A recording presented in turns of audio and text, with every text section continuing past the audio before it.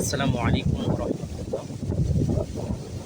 আমার আজকের এই ভিডিওটি যেখান থেকে দেখছেন, কাছে দূরে দেশ ও প্রবাসে সকল বন্ধুদেরকে আজকের এই ভিডিওর মাধ্যমে আপনাদের সবাইকে স্বাগত। প্রিয় ভাই ও বন্ধুগণ, আমি বর্তমানে যে জায়গাটিতে দাঁড়িয়েছি, প্রচণ্ড বাতাস।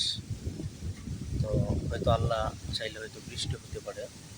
তো আমি যে বিষয়টি আপনাদের মাঝে আলোচনা করতে চাচ্ছি, সেই বিষয়টি হচ্ছে আমরা আজকে অজুর গুরুত্ব নিয়ে আলোচনা করব।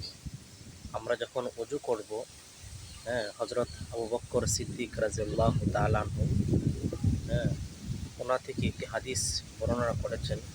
আল্লাহ রাসূল সাল্লাল্লাহু আলাইহি ওয়াসাল্লাম বলেছেন, যদি কোনো ব্যক্তি আদবের সহিত অজু করে, তাহলে তার এই অজুর সাথে তার সগীরা গুনাহ মাফ হয়ে যায়।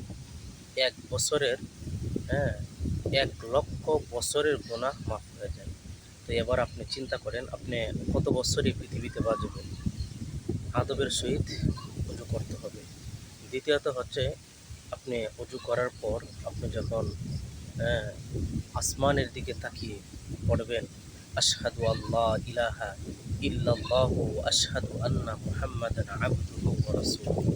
যে ব্যক্তি এই দোয়াটাও পড়বে অজুর শেষে, তার জন্য, হ্যাঁ, বেহেশতের দরজাগুলো খুলে যাবে। সুবহানাল্লাহ। তো আর দেরি কেন? আমরা এ সমস্ত ফজিলত থেকে কেন বঞ্চিত হব? অবশ্যই আমরা এই ফজিলতগুলো আমরা আদায় করব ইনশাআল্লাহ। ভিডিওটি ভালো লাগলে চ্যানেলটিতে সাবস্ক্রাইব করে দিয়ে পাশে থাকা বেল বাটনটি বাজিয়ে দিবেন। আসসালামু আলাইকুম ওয়া রাহমাতুল্লাহ।